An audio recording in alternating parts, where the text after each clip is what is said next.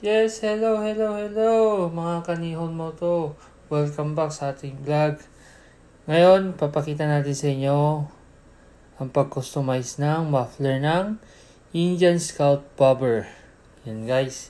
Ito pa yung original na muffler niya ngayon na nakakabit. So, papalitan natin yan ng customized na muffler. And then, yung muffler na yan is made by Dr. Jekyll and Dr. Mr. Hyde. Yan po. Dr. Jekyll and Mr. Hyde Electronic Adjustable Exhaust System. Yan guys. Kakabit natin yan. Makikita nyo yan. Lahat ng accessories niya nandyan. Nakalagay sa box. So, para sa akin guys, ito na yung pinakamahal na muffler na naikabit ko sa isang motor. Nagkakahalaga lang naman siya. Sabihin natin nasa halos kalahating milyon yan. Mga tumataging din na 40 lapad or 400,000 yan almost. Yan guys. So, makikita nyo, maya mag-uumpisa na tayo, no? So, tentay lang kayo. Tignan nyo mabuti yung mga parts na ikakabit yan guys. Meron na siyang owner's manual kung paano yung instruction kung paano siya ikakabit. Kompleto na siya guys. Kung gusto nyo umorder ng ganito guys, kailangan natin pera. Medyo mahal may mahal. Guys, mag-start na tayo. 3, 2, 1, and go! Yan guys, first step, kailangan muna natin siyempre tanggalin yung original muffler. Kung makikita nyo dito guys, medyo binilisan ko na lang dahil kung babagalan natin. Ako, abutin tayo ng 24 hours. Yan guys, yung sa tornilyong yan sa likod, kailangan nyo lang tanggalin yan. Balik 3 piraso yan. Pangalawa, makikita nyo rin yung pangatlo. Tinatanggalin. Pag natanggalin nyo yung mga tornilyong yan, madali na natanggalin yan guys. Hihilain nyo na lang. So, ganyan lang. Madali yan. Tanggal-tanggal ng tornilyo. So, yan guys. Pagkatapos yung matanggal yung tornilyo yan, hihilain nyo na lang yan Pag hihiwalay nyo, hihilain nyo isa-isa. Unahin nyo sa taas. Madali lang yan tanggalin. Konting yuga-yuga lang. Tatanggal na yan. Then, kailangan tanggalin yung clamp niya guys. Kasi yung clamp, i-reuse din natin yan. Gagamitin ulit natin yan. Kailangan natin yan. Dalawa yan. So, dapat huwag nyong iwawala yan ha. Ilagay nyo lang kung saan dapat ilagay yan. Hindi mawawala.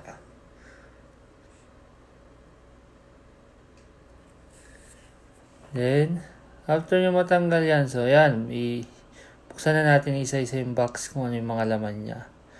So, meron diyang mga switch, meron din siyang wire, meron siyang mga, ayan, pinakita ko. Hindi pwede makita yung number niya guys kasi meron siyang serial number. Tapos parang meron siyang yung card. So, ibig sabihin, hindi siya fake or hindi siya carbon copy. Authentic siya, original. Original talaga siya guys. Hindi siya umpisa sa magagaya. Kasi meron din yung switch may sensor siya. Ayan, meron siyang, yung wire na yan, makikita nyo yun guys kung para saan yan mamaya. Ayan, dalawang muffler din yan. So, syempre ngayon, first step, ikakabit na natin yung bracket niya sa likod.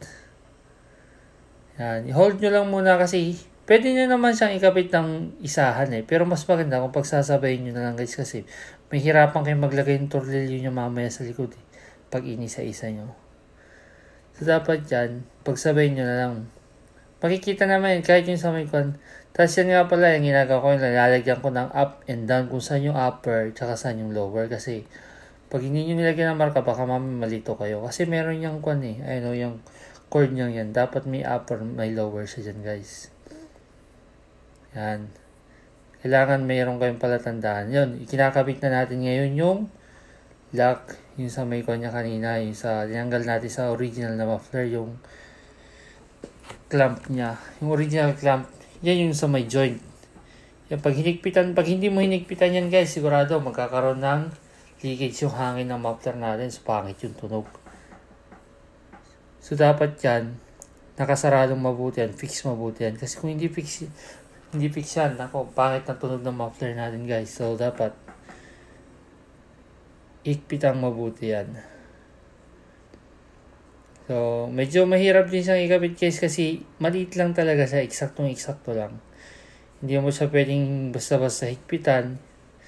Kasi pag hinigpitan mo yun agad-agad, hindi mo yun may kakabit madi-dislocate siya, hindi siya pantay. Mag-iiba yung pwesto niya. So, dapat, sakto lang, ikabit na lang natin siya mamaya. Ilock na lang natin siya mamaya pag naikabit na natin yung muffler. Medyo mahirap-hirap din to guys eh.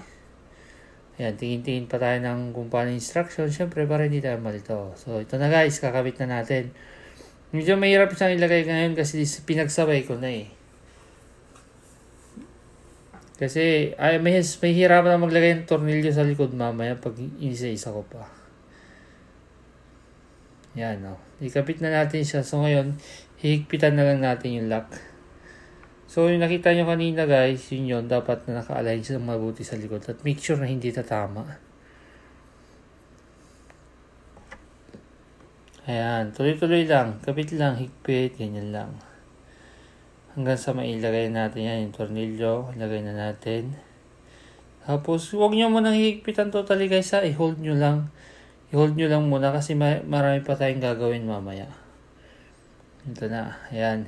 Kinakabit na natin yung clamp. Medyo mahirap ikabit yung clamp nito guys eh, kasi eksakto lang siya. Ayan.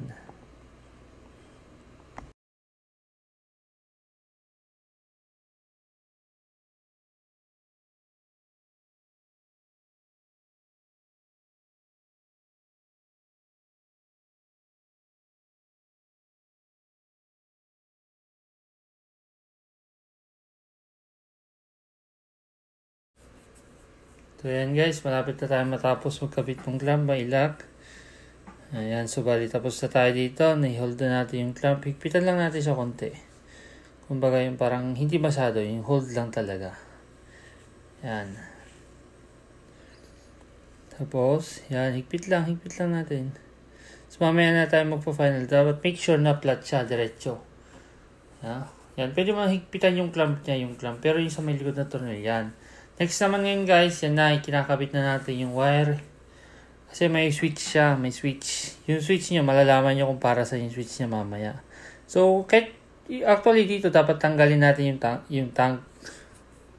Kaso, hindi natin matanggal kasi meron siyang pinataas, in-adjust yung manibela niya. So, kahit i-hold lang natin yung tanke. Ayan, dapat yan, may ikabit natin yan ng maayos. Yun yung switch niya guys, nandun yung button switch niya. Makikita niyo mamaya. So, ayan. So, bali ngayon, naglalagay na tayo ng wirings. Kailangan natin dalhin sa likod yung wire para may switch niya. So, ayan. Hindi natin pwede ipakita yung mga kasamahan natin dyan. So, isa nga po pala akong OFW dito sa Japan, guys. Ayan. Ayan, mga kuan. Konting ayos lang yung line ng ganyan dapat ang kalabasan. Nasa sa inyo na yun, guys, kung paano yung ayusin yung kable niya kung saan yung idadaan. Pero, the best na may sasuggest ko, isabay nyo sa main harness talaga.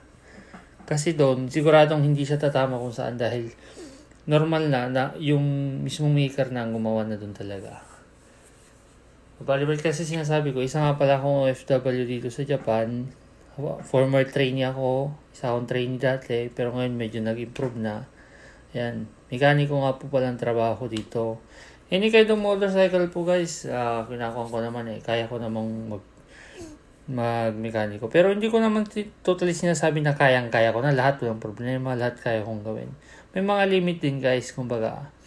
May amo pa rin ako na tinuturuan ako, ganyan. Hindi ko pa rin totally kayang gawin na mag-isa, totally lahat-lahat. May mga part lang talaga na kaya ko na kahit ako lang mag-isa. May mga part din na kailangan ko rin talaga ng tulong ng mga satyo ko, ng president ko, or ng mas nakakataas sa akin, mga ganyan. Yung kumbaga ginaguide pa rin talaga nila ako. So ayan guys, pakikita nyo dyan, patapos na tayo dyan Ayan, ikabit na natin. So ngayon, balik tayo dito sa may baba, ikakabit natin yung upper and lower na, parang, kasi yan guys sa may, yung pihitan na accelerator, parang lang siyang ganon. Meron din siyang throttle wire. Yung throttle wire na yan, may upper siya and lower. Hindi nyo pwedeng pagbaliktarin yan kasi pag napagbaliktad nyo yung throttle wire na yan ng muffler, hindi na siya aabot. Makikita nyo guys, so ganito ang kalalabasan niya yan. Dapat ganyan ang ayos sa ilalim. meron siyang tamang formation sa ilalim. Dapat ganyan siyang gagawin. Yan. Pagkatapos yan guys, yan. Balutan lang natin yung kable guys ng Colgate. Kumbaga para kahit na mainit, hindi siya basta-basta masusunog. Yan. Kasi wire yan eh. Masyadong mainit ang makina po guys ng Indian motorcycle ha. Ang Indian bobber kasi guys, Indian Scout bobber kasi, siya liquid cooled. So ibig sabihin may water coolant siya. Hindi kagaya ng iba tulad ng Chief Bobber and Chief Dark Horse na Indian is siya cooled.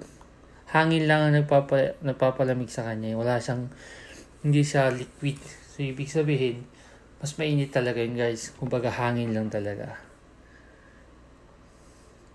Yan, ganyan lang. Ngayon lang mga konting lang. Ayos lang ng mga kable. Kailangan lang natin hindi sila maipit or makuha sa maiinit masyadong bagay para hindi siya magkaroon ng short circuit in the zone. Okay, so malapit-lapit na rin tayo matapos guys. Maririnig nyo na yung tunay na tunog ng motor. So guys, yan.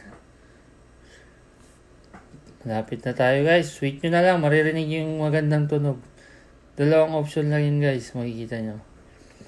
So, ikukuha ko na yung paano yung switch niyan guys. So pag yung switch steady lang yung light is naka-off.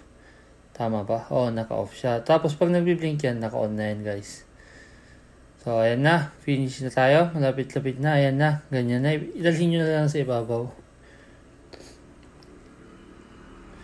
Ayan guys. Kunting ayos-ayos na ng mga kable. Tapos yan, final guys. Pwede nyo higpitan kasi okay na siya. Basta i-check nyo lang yung sa likod yung throttle wire ng muffler kung hindi tumatama kung saan.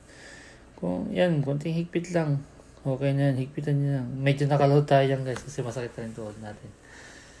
So ito na guys, inaayos na natin. Finals, connect na tayo ng mga wire sa ibabaw. Kasi okay na siya kanina. Iikot na natin lahat. So finally, yung na lang, connection na lang ng wire. Yan na, na-connect. Ganyan na lang ayos yan. Ganyan lang ayos ko dyan sa taas. Ayan, kumbaga ganyan. Piniikot-ikot ko lang siya. Basta maayos lang, hindi siya may ipit-ipit mamaya. So, ayan guys. Pakinggan nyo na lang yung final sound ng muffler natin. So, sana magustuhan nyo guys. Then, please like and subscribe sa ating YouTube channel for more. And, pasupport na lang sa inyo sana guys. No? Please like and share na lang guys. So, ito na. Mapapakinggan nyo na ang final. Welcome. Okay.